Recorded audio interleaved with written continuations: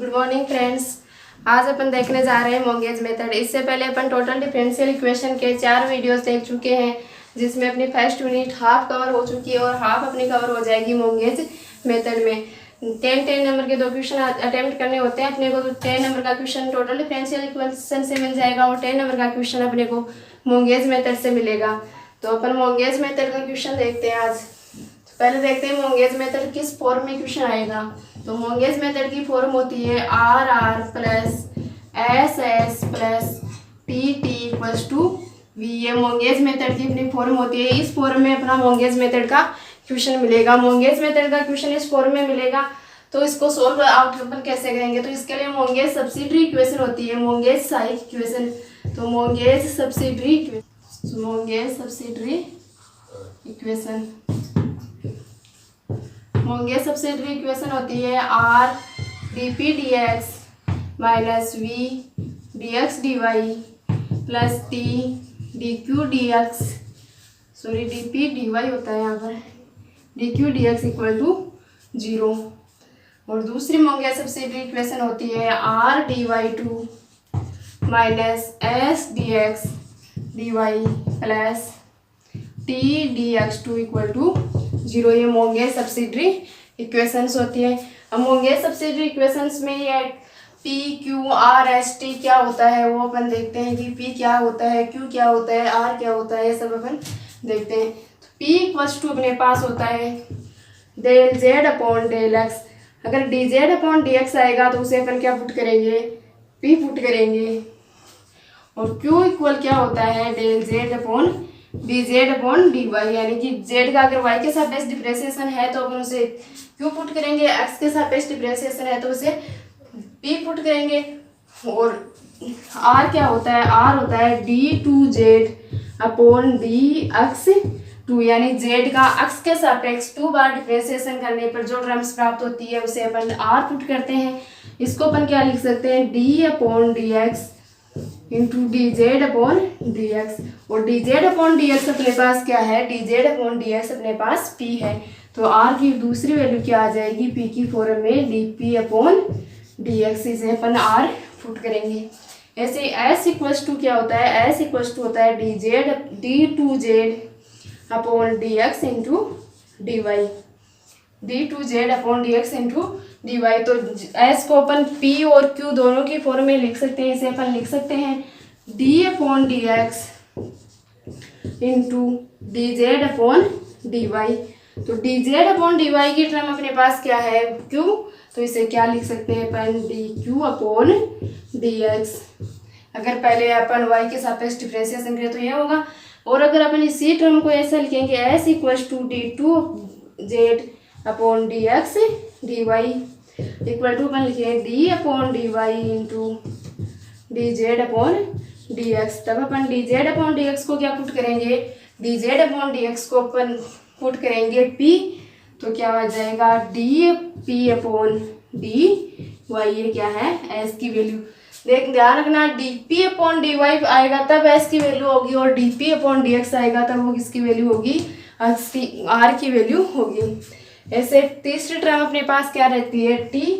तो T equal to क्या आएगा, d two Z upon D Y two, यानी जेड का अगर वाई के सापेक्ष 2 बार डिफरेंशिएशन करेंगे तो किसकी टर्म से निकल के आएगी, अपने पास टी की टर्म निकल के आएगी। इसे अपन क्या लिख सकते हैं सोल्व करने पर, D upon D Y into D Z upon D Y. और D Z upon D Y किसकी वैल्यू है, D Z upon D Y Q की वैल्यू है। तो टी इक्वल टू क्या लिख सकते हैं, D Z upon D Y को क्यू पुट कर देते हैं तो D Q upon D Y, ये टी की वैल्यू आ गई। तो मोंगेज इक्वेशन में अपने पास जो are s T P Q जो आते हैं उन सब की वैल्यू अपन ने देख ली कि अपन कैसे फाउंड करेंगे। अपन डायरेक्ट मोंगेज सब्सिडरी इक्वेशन से क्वेश्चंस को सोल्व करेंगे। तो मोंगेज मेथड में कुछ भी नहीं है, सिर्फ इतना ही है कि मोंगेज इक्वेशन की फॉर्म क्या होगी, r r plus s s plus t t equals to v. और फिर उसके लिए क्या लगाना पड़ेगा अपने को, मोंगेज सब्सिडरी इक्वेशन। तो मोंगेज सब्सिडरी इक्वेशन अपनी रहेगी r d p d y minus v d x D y plus T d Q D x equal to 0। और दूसरे अपने मोंगेज सब्सिडरी इक्वेशन रहेगी r D Y two minus s dx dy plus t dx2 equal to 0। तो अपने Monge's equation से अपन r v t की value निकाल कर दोनों मोंगियस सब्सिडियरी इक्वेशन में पुट करेंगे और मोंगियस सब्सिडियरी इक्वेशन में पुट करके मोंगियस सब्सिडियरी इक्वेशंस को सोल्व करते हुए अपना अपने क्वेश्चन का फाइनल सॉल्यूशन फाउंड आउट करेंगे। तो उसके लिए देखते हैं क्वेश्चन। इसका क्वेश्चन डायरेक्ट एग्जाम में दिया हुआ आएगा, solve this question by Monge's method, यानी कि इस क्वेश्चन को मोंगियस मेथड से सोल्व करना है। ये नहीं है कि पिछले वो टोटल डिफरेंशियल इक्वेशन की जैसे बताएगा ही नहीं कि कौन सा मेथड इसमें यूज करना है। यह आएगा सोल्व, फिर क्वेश्चन आएगा बाय मोंगियस डिफरेंशियल इक्वेशन। तो अपना पहला क्वेश्चन देखते हैं। पहला क्वेश्चन अपना रहेगा सोल्व, पूरा क्वेश्चन का फॉर्मेट पूरा लिख देते हैं जैसे एग्जाम में आता है। r equals to a square t by Monge's method, यानी कि इस क्वेश्चन को मोंगेज मेथड से अपने को सोल्व करना है। तो मोंगेज मेथड से सोल्व करने के लिए क्वेश्चन को मोंगेज मेथड की फॉर्म में बनाते हैं, कंपैरिजन करके आर एस टी वी की वैल्यू निकालते हैं। तो लिखो मोंगेज मेथड की क्वेश्चन में, तो सॉल्यूशन देखना है। इसका सॉल्यूशन रहेगा r minus A square t equal to 0 equation first. R minus A square t equal to 0 equation first Monge's method की इक्वेशन के रूप में आ गई। कंपैरिजन करने पर अपन क्या देखते हैं, कंपैरिजन करने पर अपन देखते हैं हेयर आर का गुणांक क्या है, कैपिटल आर। तो कैपिटल आर की वैल्यू क्या आ जाएगी यहाँ पर 1, क्योंकि अपने इक्वेशन में कैपिटल आर का कोफिशिएंट क्या है 1। अब एस का कंपोनेंट क्या है कैपिटल एस, लेकिन अपने इक्वेशन में एस नहीं है तो एस का कंपोनेंट क्या हो जाएगा 0। तो एस की वैल्यू क्या आ गई 0। और टी का कंपोनेंट क्या है कैपिटल टी, और अपने इक्वेशन में टी का कंपोनेंट क्या होगा माइनस ए स्क्वायर। फिर वी की वैल्यू क्या आ जाएगी इससे कंपैरिजन करने पर 0, वी इक्वल टू 0। या अपन ने कंपैरिजन करके वैल्यू फाउंड आउट कर लिया। अब अपने को क्या करना है मोंगेज सब्सिडियरी इक्वेशन लगानी है। तो मोंगेज सब्सिडियरी इक्वेशन लगाते हैं। तो मोंगेज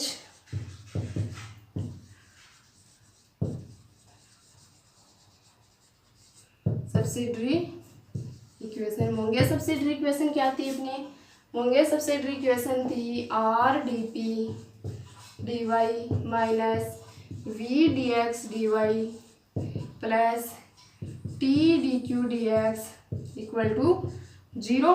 और दूसरी मोंगेज सब्सिडियरी इक्वेशन क्या थी अपनी, दूसरी थी r D Y two minus r D Y two minus S D x D y plus T D x two equal to 0। यह अपनी मोंगेज सब्सिडियरी इक्वेशन थी। मोंगेज सब्सिडियरी इक्वेशन में value put करते हैं। तो इक्वेशन नंबर सेकंड यहाँ आगे देंगे इसको नाम, इनमें वैल्यू पुट करते हैं। पुट द वैल्यू ऑफ किस किस की वैल्यू पुट करनी है आर एस वी और टी की वैल्यू पुट करनी है। तो put the value of r s t and v in about equations. About equations में अपन वैल्यू पुट करते हैं r s t and v की, और देखते हैं कि क्या आता है। तो आर एस टी वी की वैल्यू पुट करते हैं। पहला है r d p d y, r का वैल्यू क्या है 1, तो d p d y minus v, v की वैल्यू क्या है अपने पास 0। तो वी की वैल्यू पुट करने पर यह क्या बन जाएगी पूरी टर्म ही 0 प्लस टी, टी की वैल्यू क्या है माइनस ए स्क्वायर, तो minus A square D Q D x equal to 0। इसे इक्वेशन सेकेंड नाम दे देंगे, इक्वेशन सेकेंड हो गई। फिर सेकेंड मोंगेज सब्सिडियरी इक्वेशन में वैल्यू पुट करते हैं तो वो क्या बनेगी देखते हैं।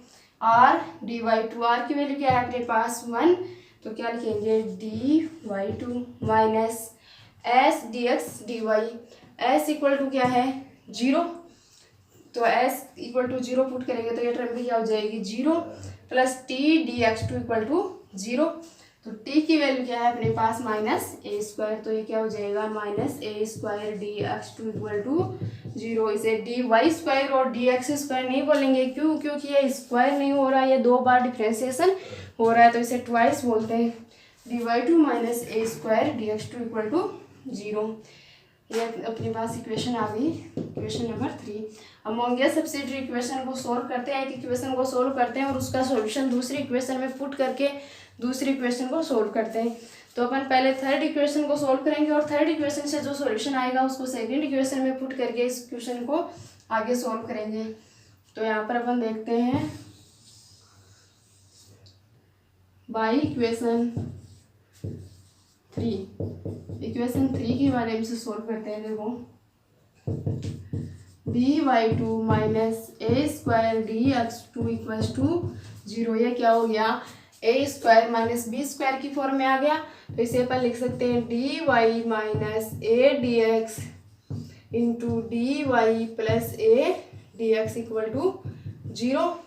तो क्या होगा dy minus A dx equal to 0, या फिर क्या होगा dy plus A dx equal to 0। यही फॉर्म बनेगी, या तो ये 0 या ये 0।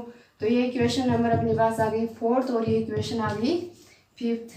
तो बाई इंटीग्रेशन दोनों इक्वेशंस का क्या करना है अपने को, इंटीग्रेशन। तो बाई इंटीग्रेशन दोनों इक्वेशंस का इंटीग्रेशन करते हैं। इंटीग्रेशन करने पर क्या आएगा, dy का इंटीग्रेशन y माइनस ए dx का integration ax equal to constant ले लेती हूँ मैं c1, और इसका इंटीग्रेशन करेंगे तब क्या आएगा y plus A X equal to, ये कॉन्स्टेंट मान लेती हूँ मैं c2। सॉल्व कर लिया इक्वेशन थर्ड को। अब इक्वेशन थर्ड से जो वैल्यूज आएगी अपने पास वो इक्वेशन सेकेंड में पुट करनी है और इक्वेशन सेकेंड को सॉल्व करना है। मैं इक्वेशन 4 से एक बार तो इक्वेशन सेकेंड में वैल्यू पुट करूँगी और एक बार इक्वेशन 5 से इक्वेशन सेकेंड में वैल्यू पुट करेंगे। तो put from equation 4, put from equation 4। Equation 4 से मैं क्या वैल्यू पुट करूंगी, dy इक्वल टू क्या आएगा a dx। तो dy equal to a dx in equation second, कौन सी इक्वेशन में पुट करेंगे, सेकेंड इक्वेशन में पुट करेंगे dy equal to a dx। तो पुट करते हैं, देखते हैं क्या आता है। सेकेंड इक्वेशन क्या है, dp एज इट इज रहेगा इंटू dy की जगह क्या पुट करना है a dx। तो into a dx minus A square dx। तो a स्क्वायर और dq dx as it is रहेगा इक्वल टू 0। क्यों अपन ने dy equals to a dx put किया है, तो dy की जगह अपन ने a dx पुट कर दिया और इसमें dy है नहीं तो ये एज इट इज रम रहेगी। इसमें कॉमन क्या आएगा अपने पास, इसमें कॉमन आ जाएगा a dx कॉमन लेने पर यहाँ तो क्या शेष रहेगा dp माइनस यहाँ पर a dq इक्वल टू 0। आगे देखते हैं तो इसमें क्या बनता है, या तो a dx इक्वल टू 0 या dp minus a dq equal to 0। या तो a dx इक्वल टू 0 होगा या dp minus a dx equal to 0 होगा। तो अपन लेते हैं कि a dx इक्वल टू 0 है, इसका मतलब dx इक्वल टू क्या हो गया 0। तो बाई इंटीग्रेशन, इसका इंटीग्रेशन करने पर अपने को क्या प्राप्त होगा, x इक्वल्स टू कॉन्स्टेंट, क्या प्राप्त होगा x इक्वल्स टू कॉन्स्टेंट। और अपना जो z था वो x और y का फलन था, यहाँ पर x इक्वल्स टू कॉन्स्टेंट तो y भी क्या आएगा constant. x constant y constant तो z भी क्या हो जाएगा कॉन्स्टेंट। इसका मतलब dz इक्वल्स टू क्या हो जाएगा 0, जो क्या है एक सॉल्यूशन ट्राइवल सॉल्यूशन है, तुच्छ हल है। तो इसे लिखेंगे कि this is trivial solution, this is trivial solution. ये तो एक तुच्छ हल है, नगण्य हल है। ये dx इक्वल्स टू 0 लेने पर अपने पास सॉल्यूशन प्राप्त हो गया, लेकिन ये कैसा है ट्राइवल है। तो आगे वाले टर्म को अपन सोल्व करके दूसरा सॉल्यूशन निकालते हैं। तो dp माइनस a dq को सोल्व करेंगे। अब अगली इक्वेशन लेकर अपन सोल्व करते हैं dp minus a dq equal to 0। तो इसका क्या करेंगे इंटीग्रेशन। तो बाई इंटीग्रेशन, बाई इंटीग्रेशन करने पर dp का इंटीग्रेशन p माइनस a का as it is a constant है, dq का क्या हो जाएगा q equals to constant, equals to constant. और ये कॉन्स्टेंट किसका फंक्शन होगा, जो वैल्यू अपन ने पुट की है जो वैल्यू जिस इक्वेशन के सापेक्ष अपन ने पुट की, अपन ने इक्वेशन 4 के सापेक्ष वैल्यू पुट की थी y minus A X equal to C1, इसके सापेक्ष अपन ने वैल्यू पुट की थी, तो इसके सापेक्ष अपन ने वैल्यू पुट की थी, तो क्या हो जाएगा यहाँ पर फंक्शन कांस्टेंट C1 का आएगा।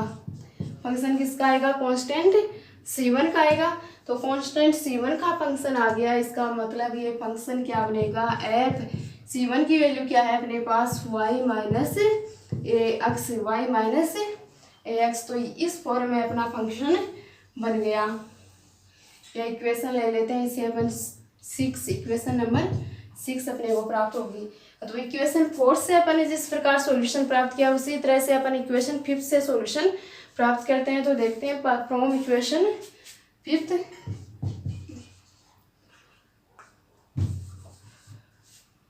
पुट इक्वेशन 5 ये रही अपने पास। इक्वेशन 5 से dy इक्वल्स टू क्या आ जाएगा? Minus A D X. तो put dy equals to minus A D X in equation, कौन से इक्वेशन में पुट करेंगे? 2 में करेंगे, 3 से वैल्यू फाउंड किए तो इन इक्वेशन सेकेंड। तो पुट करते हैं dp इंटू dy की वैल्यू क्या है? Minus A D x minus A square D Q D X as it is रहेगा, minus A square D Q D x equal to 0। यहाँ से minus common लेकर 0 में भेज देंगे, और क्या कॉमन आएगा? A D X. तो कॉमन ले लेते हैं A D x into D P plus A D Q equals to 0। आगे की कंडीशन क्या बनती है देखना।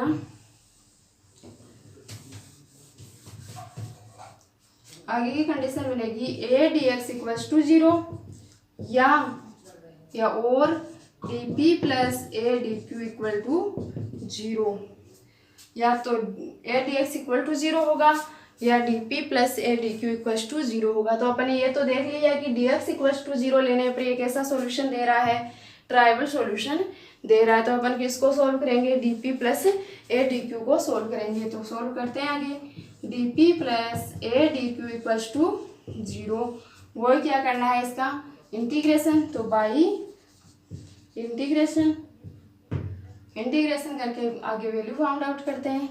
तो देखते हैं इसका integration p plus A Q equals to constant. अब कॉन्स्टेंट क्या पुट करेंगे?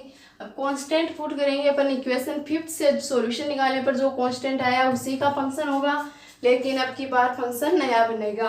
क्यों? क्योंकि फंक्शन अलग अलग वेरिएबल्स का है। तो फाई C2 इक्वेशन 5 का सॉल्यूशन करने पर अपने पास कांस्टेंट क्या प्राप्त हुआ था? C2। तो ये फंक्शन किसका बनेगा? कांस्टेंट वाला C2 का। और C2 की वैल्यू क्या है अपने पास? y plus A x. तो फाई फंक्शन होगा y प्लस ए एक्स का। ये वैल्यू अपन ने पुट कर दी। तो इक्वेशन 6 प्राप्त कर ली और इक्वेशन 7 प्राप्त कर ली। इनसे अपने को क्या निकालना है? p और q की वैल्यू निकालनी है। और p और q की वैल्यू निकालने के बाद में अपने को z की वैल्यू निकालनी है। और अपन जानते हैं कि z xy का फंक्शन होता है। तो dz और dp dx में, dp और dq में कुछ ना कुछ रिलेशन जरूर निकलेगा। तो अपन आगे देखते हैं क्या होता है। इक्वेशन 6 और इक्वेशन 7 से देखते हैं।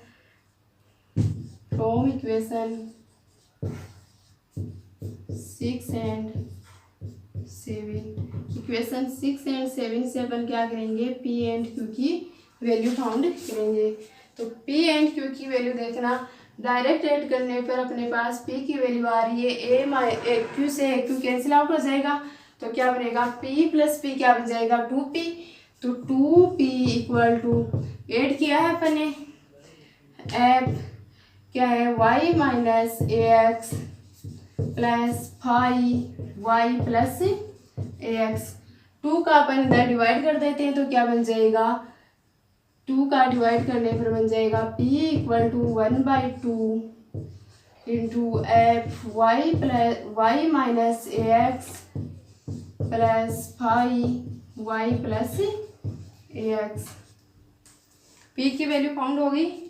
अब अपन q की वैल्यू भी फाउंड कर लेते हैं इक्वेशन 6 एंड 7 से। तो q की वैल्यू कब आएगी? इन दोनों को सेपरेट करेंगे तब आएगी q की वैल्यू। तो p से p तो कैंसिल हो जाएगा और ये क्या बनेगा 2AQ। मैं क्यू की वैल्यू डायरेक्ट लिख रही हूँ, देखना ध्यान से, 2AQ। तो मैं क्यू तो इधर लिख लेती हूँ और 2AQ इसके साथ मल्टीप्लाई में है तो उसका दूसरी साइड जा करके क्या हो जाएगा डिवाइड। तो 2A इंटू, अब अपन ने सेपरेट किया है, किस में से किसको किया है, 7 में से 6 को करेंगे तभी तो टर्म प्लस की बनेगी दोनों। तो क्या आएगा, 7 में से 6 को सेपरेट करेंगे मतलब 5y plus AX minus FY minus AX equal y minus AX। ये टर्म बनेगी। अपने पास P और Q दोनों की वैल्यू आ गई है। अब अपने को Z की वैल्यू निकालनी है एक्स वाई की टर्म्स में, क्योंकि Z एक्स और Y का फंक्शन होता है। तो अपन जानते हैं but we know that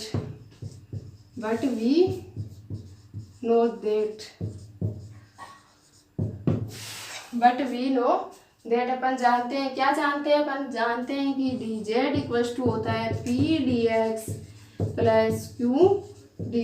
dz equals to क्या होता है, p dx plus q dy। से अपन z की वैल्यू निकालेंगे। तो dz इक्वल्स टू p की वैल्यू अपन ने निकाल ली, p की वैल्यू पुट करते हैं 1/2 into function of y minus AX plus high function of y plus AX dx plus q dy। q की क्या वैल्यू है 1/2a into function of y plus AX minus function of y minus AX into dy। p और q की value put कर दी।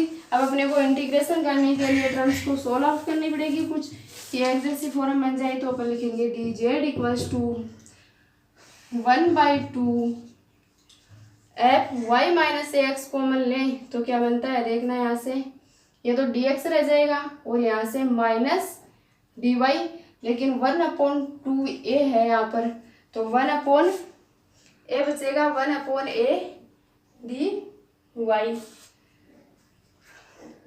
लेकिन अपने को चाहिए y minus AX, FY minus AX common लेते हैं तो क्या चाहिए अपने को, इस फॉर्म में बना लेते हैं तो इजीली अपना डिफरेंशिएशन हो जाएगा, वो सॉरी इंटीग्रेशन हो जाएगा। और इंटीग्रेशन होने के बाद में अगर अपने फंक्शन की फॉर्म में इंटीग्रेशन आएगा तो उसको अपन न्यू फंक्शन दे देंगे। तो y माइनस AX अपने को बनाना है, मतलब कि 1/2 तो कॉमन आ जाएगा दोनों में, लेकिन a को कॉमन लेंगे तभी dx के साथ में a आ पाएगा, तो a भी कॉमन लेते हैं। अब साथ में क्या चाहिए अपने को, नेगेटिव भी चाहिए AX वाली टर्म, तो इसमें -1/2 a कॉमन लेते हैं। तो -1/2 a कॉमन लेने पर क्या बचेगा यहाँ पर 1/2 FY minus AX into dx, और साथ में ये भी कॉमन ले लेते हैं FY माइनस AX। तो क्या बचेगा यहाँ पर a dx, और वो a dx किसका आएगा, माइनस का। तो मैं पहले dy वाली टर्म लिख देती हूँ, माइनस कॉमन आ गया, FY माइनस AX कॉमन आ गया, तो dy माइनस a dx। फिर दूसरी टर्म अपन जो फाइव वाली कॉमन लेंगे उसमें क्या बनाना है, y प्लस AX, यानी दोनों ही टर्म पॉजिटिव होनी चाहिए। और अगर अपन डायरेक्ट प्लस 1/2 a कॉमन ले तो अपनी टर्म्स पॉजिटिव आ जाएगी, क्या देखते हैं, देखें 5y प्लस AX तो कॉमन लेना है ही, 1/2 a कॉमन ले तो x के साथ dx के साथ में a आना चाहिए, आ जाएगा, और dy के साथ में पॉजिटिव साइन आ जाएगा क्योंकि अपना पाई क्या है, पॉजिटिव है। तो क्या बनेगा, इसमें कॉमन लेने पर a dx प्लस dy हो गया। अब देखना आसानी से अपन इसका इंटीग्रेशन कर सकते हैं, जिसका फंक्शन है उसी टर्म में अपन ने इंटीग्रेशन की फॉर्म बना ली है। तो इंटीग्रेशन करते हैं, आगे देखते हैं अपन बाय इंटीग्रेशन। बाय इंटीग्रेशन से क्या आएगा, z equals to -1/2 a function of y minus AX into इसका इंटीग्रेशन क्या हो जाएगा, dy का y माइनस a dx का क्या हो जाएगा, AX plus 1/2 a into 5y plus AX into integration क्या हो जाएगा, y प्लस ax हो गया इंटीग्रेशन। अब जिसका फंक्शन है वो टर्म साथ में आ रही है तो अपन फंक्शंस को चेंज कर देते हैं। तो z equals to -1/2a, small F को क्या लिख दिया मैंने, capital F, y minus A X plus 1/2a, phi को क्या लिख देंगे, psi y plus A X. नए टर्म्स में आ गया अपना क्वेश्चन। ये भी अपना एक सॉल्यूशन है इस क्वेश्चन का। और अगर अपन फंक्शन में कांस्टेंट मिक्स कर दें तो वो भी इस क्वेश्चन का फाइनल सॉल्यूशन ही होगा। तो मैं इसको फिर से चेंज कर देती हूँ, कांस्टेंट को मिक्स करके 1/-1/2a को भी कांस्टेंट में मिक्स कर देते हैं।